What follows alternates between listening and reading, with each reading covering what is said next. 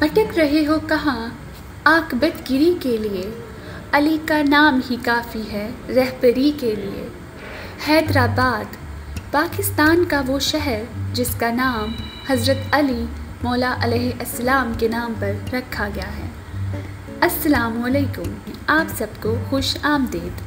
नाजरीन, आज की वीडियो में हम हैदराबाद के बारे में बात कर रहे हैं। सिंध पाकिस्तान के मरकज़ में एक भरपूर तारीख़ी शहर जो अपने सकाफ़ती तनों और काबिल ज़िक्र विरसे के लिए जाना जाता है।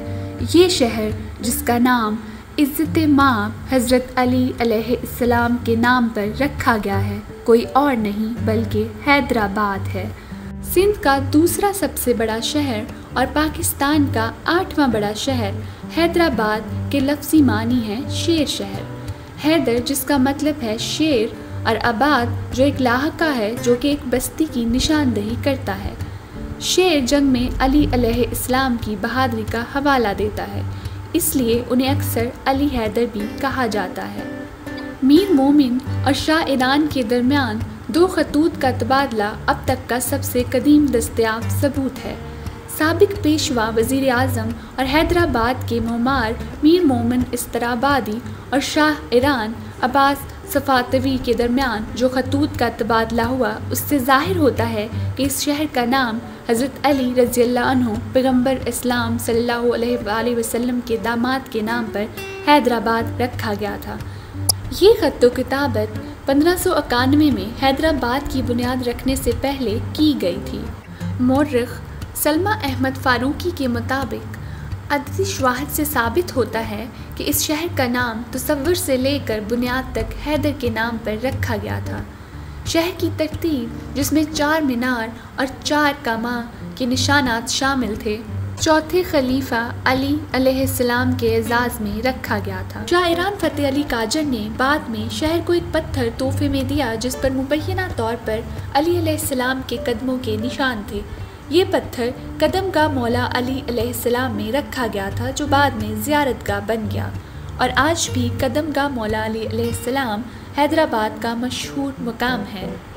कदमगाह दरहकीकत पत्थर का 4 से 5 इंच का स्लेब है जिसके बारे में ख्याल किया जाता है कि ये एक नमाजी चटाई है जिस पर सजदा की हालत में हज़रत अली अलैहिस्सलाम के माथे, हाथ, घुटनों और पाँव के निशानात हैं। अब बात करते हैं हैदराबाद के तारीख़ी पस मंज़र का। हैदराबाद कल्होड़ा ख़ानदान के मियाँ ग़ुलाम शाह कल्होड़ा ने 1768 में कायम किया था। हैदराबाद ने सूबाई दारुल-हुकूमत के तौर पर तब तक काम किया जब तक कि अंग्रेज़ों ने 1840 में दारुल-हुकूमत को मुंबई प्रेसिडेंसी मुंतकिल नहीं किया। मियाँ ग़ुलाम शाह कल्होड़ा ने हैदराबाद की 3 पहाड़ियों में से एक पर अपने लोगों के दिफा के लिए एक किला बनाने का हुक्म भी दिया था। इस किले का नाम पक्को किलो था जो कि आज भी हैदराबाद में पक्का किला के नाम से मौजूद है। ये किला पक्की हुई मिट्टी की ईंटों के इस्तेमाल से बनाया गया था और जिसका मतलब सिंधी में मजबूत किला है।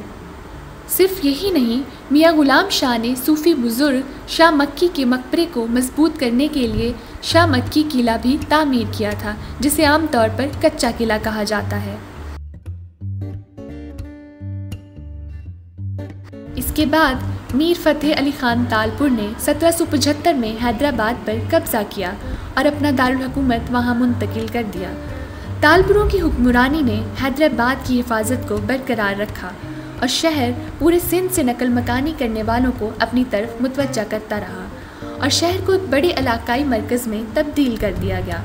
हैदराबाद के तामीराती नमूने पर बात की जाए तो हैदराबाद के मुकामी तामीराती नमूने खित्ते की सख्त आबो हवा और मुकामी रस्म व रिवाज की अक्कासी करते हैं।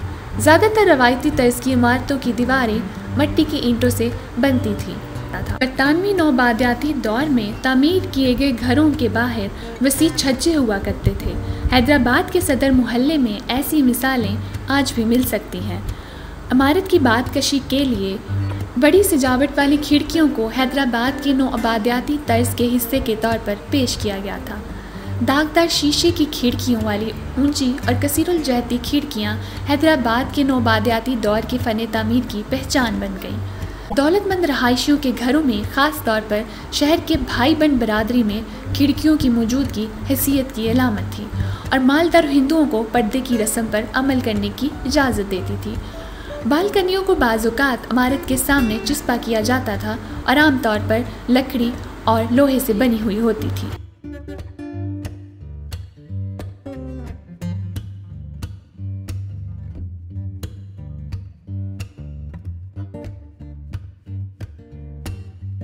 अगर हैदराबाद के अदबी पहलू पर बात की जाए तो जैसा कि रवायत है कि सिंध हमेशा सूफ़ी शायरों का मरकज़ रहा है। मजबूत तालीमी बुनियादों पर कदम जमाने के साथ शहर हैदराबाद को फ़रोग़ पज़ीर अदबी वकला की पनाहगाह बना दिया गया। जदीद नावल निगार, अदीब, कॉलम निगार और मुहक्किकीन जैसे मुशर्रफ अली फ़ारूकी, ग़ुलाम मुस्तफ़ा ख़ान और कबील अजमेरी का ताल्लुक़ भी हैदराबाद से है। अब बात करते हैं हैदराबाद की तजारती और सन्नती अहमियत पर। हैदराबाद एक अहम तजारती मरकज़ है जहाँ पर बहुत सी सन्नतें हैं, जिनमें कपड़ा, सीमेंट, आईने की तैयारी, मिट्टी के बर्तन, प्लास्टिक, चमड़ा रंगने के कारखाने, होजरी मिल्स और आरा मिल्स शामिल हैं। दस्तकारी की सन्नतें जिनमें चांदी और सोने का काम, सुनहरी रोगन का सामान, कामशुदा रेशम और कढ़ाई वाले चमड़े की काठियाँ शामिल हैं।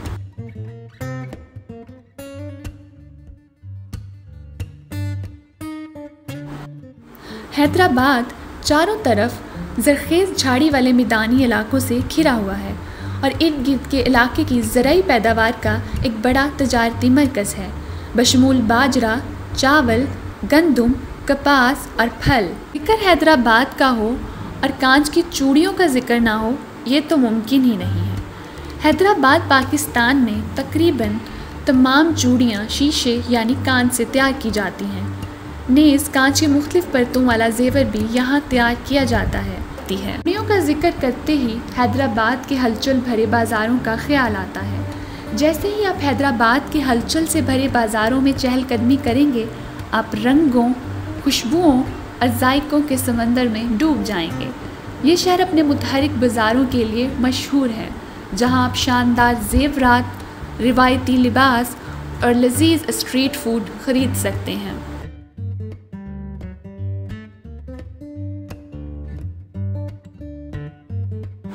हैदराबाद के मशहूर बाज़ारों में शामिल हैं बेगम बाज़ार, फूल बाज़ार,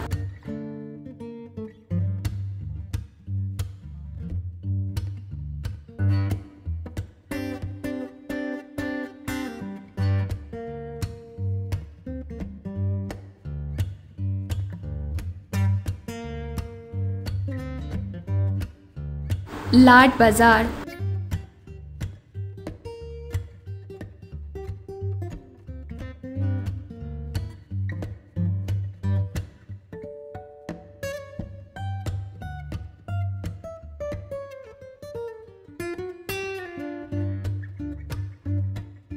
मदीना हैदराबाद,